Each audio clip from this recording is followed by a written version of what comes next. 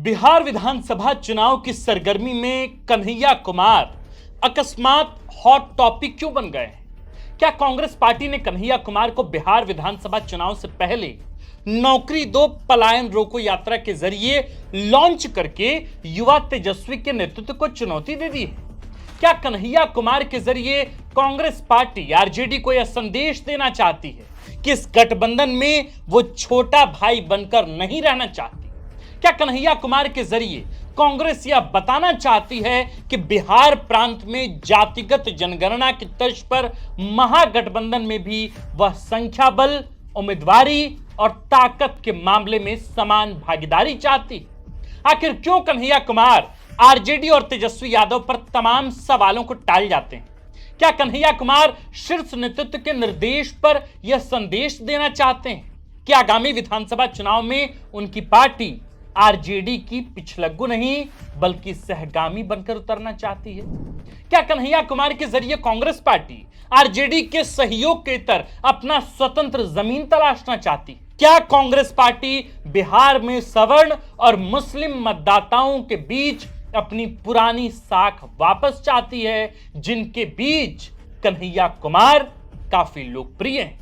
आखिर क्यों कन्हैया की एंट्री ने आरजेडी और तेजस्वी यादव को इतना असहज कर दिया है? क्या कन्हैया कुमार के जरिए कांग्रेस पार्टी बिहार की सियासत में उस पोजीशन पर पहुंचना चाहती है जहां वो सीट शेयरिंग में बेहतर नेगोशिएशन कर पाए? दरअसल खबरें हैं कि आरजेडी बिहार की 243 में से कांग्रेस को 50 सीटों से ज्यादा नहीं देना चाहती, जबकि कांग्रेस 70 से कम कुछ भी मानने को तैयार नहीं।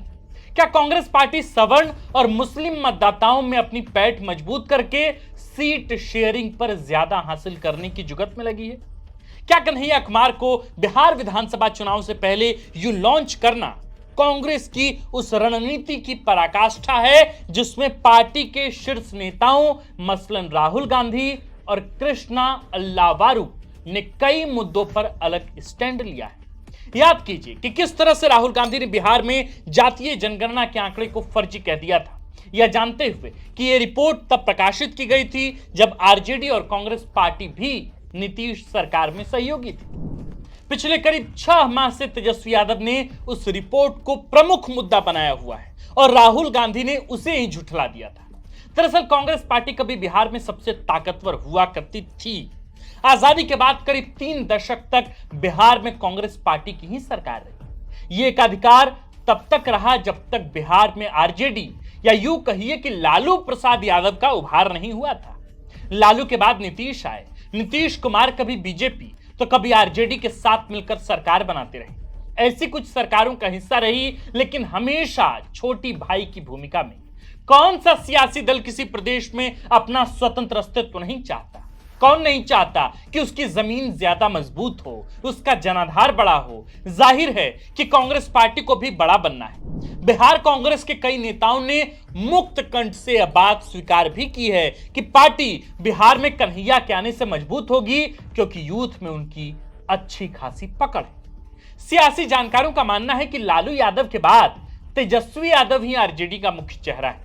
आरजेडी विधानसभा में संख्या बल के लिहाज से महागठबंधन की सबसे बड़ी पार्टी। तेजस्वी इसका नेतृत्व कर रहे हैं तो जाहिर है कि वह गठबंधन का भी नेतृत्व कर रहे हैं।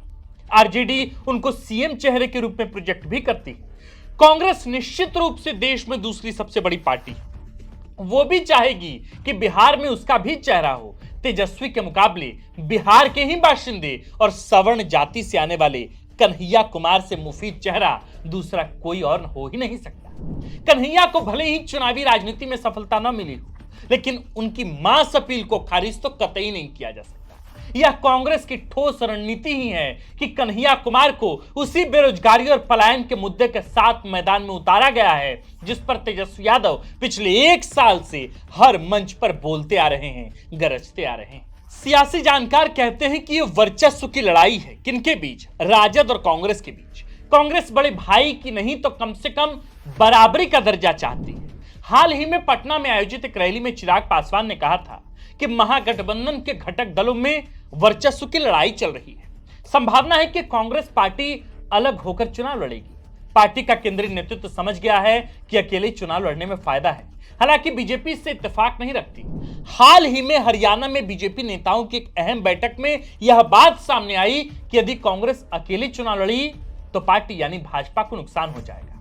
तर्क यह दिया गया कि कांग्रेस की तरफ सवर्ण मतदाता हैं, वे बीजेपी के भी कोर वोटर हैं। यदि कांग्रेस आरजेडी के साथ मिलकर चुनाव लड़ती है तो यह वर्ग बीजेपी को वोट करता है, लेकिन यदि अलग लड़ती है तो कांग्रेस के पाले में ही सवर्ण चला जाएगा। मुस्लिम तो खैर बीजेपी को हराने वाले कैंडिडेट की ओर ही जाएगा। तो बीजेपी चाहती है कि कांग्रेस आरजेडी के साथ मिलकर ही चुनाव लड़े। इस मुद्दे पर कन्हैया के आने के बाद आरजेडी भी असहज हो ही गई है। दरअसल कन्हैया कुमार के सवर्ण होने पर उस वर्ग में कांग्रेस के प्रभाव बढ़ने की उम्मीद तो है ही।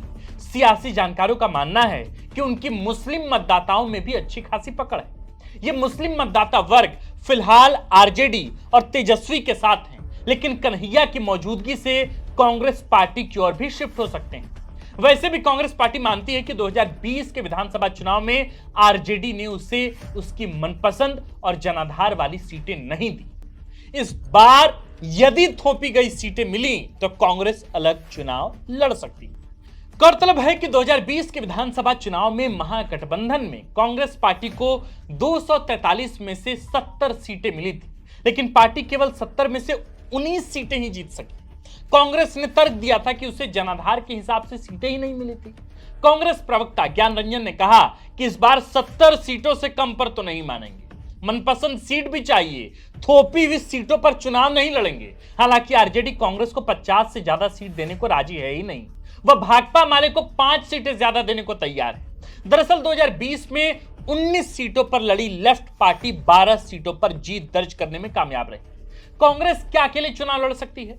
ध्यान देने योग्य बात यह भी है कि मजबूरी या जरूरतों के मुताबिक ही सही एनडीए के घटक दल एक मंच पर आकर एक सुर में बात करते हैं। जीतन राम मांझी की हम पार्टी, चिराग पासवान की लोजपा, बीजेपी और जेडीयू एनडीए गठबंधन के तौर पर चुनावी समर में कूदे हैं, लेकिन कांग्रेस और आरजेडी साथ होकर भी अभी तक मंच पर साथ नहीं दिखे। जातिगत जनगणना से लेकर माई बहन योजना के ऐलान तक में दोनों ही दलों में गहरे मतभेद दिखते हैं। इस बीच कन्हैया कुमार के आगमन ने आरजेडी और तेजस्वी यादव के पेशानी पर बल ला दिया है। तेजस्वी यादव वैसे भी कन्हैया के साथ मंच साझा करने में बहुत सहज नहीं होते हैं। इसकी बानगी कुछ वर्ष पूर्व पटना में दिखी थी, जब एक कार्यक्रम में मुख्य अतिथि बनाए जाने के बाद भी तेजस्वी यादव नहीं पहुंचे, क्योंकि उनको कन्हैया कुमार के साथ मंच साझा करना था। हालांकि आरजेडी असहजता की बात से हमेशा इनकार करती रही। आरजेडी के प्रवक्ताओं का कहना है कि कन्हैया के आने से यदि कांग्रेस मजबूत होती है तो महागठबंधन मजबूत होगा, हमें असहजता क्यों होगी भला। लेकिन इनके दावों से इतर कन्हैया और तेजस्वी यादव एक दूसरे पर पूछे गए सवाल हमेशा टाल देते हैं। इसका क्या मतलब निकाला जाएगा? बिहार की सियासत फिलहाल काफी हलचल वाली है, अभी बहुत कुछ होना है। मेरे प्रिय सुधी दर्शकों, जाने से पहले महज 2 टूक सवाल ये, क्या वाकई आपको भी ऐसा लगता है कि बिहार की सियासत में कन्हैया की एंट्री के बाद तेजस्वी यादव या यूं कहें लालू यादव या समग्रता में कहें तो पूरी आरजेडी ही परेशानी में है? क्या आपको वाकई ऐसा लगता है कि कन्हैया कुमार को बिहार भेजकर कांग्रेस ने एक बड़ी चाल चल दी है और यहां से उसने संकेत देने स्पष्ट कर दिए हैं कि अब पिछलग्गू पार्टी के तौर पर नहीं बल्कि चुनाव लड़ेंगे तो बराबरी के साथ चुनाव लड़ेंगे, भागीदारी के साथ चुनाव लड़ेंगे?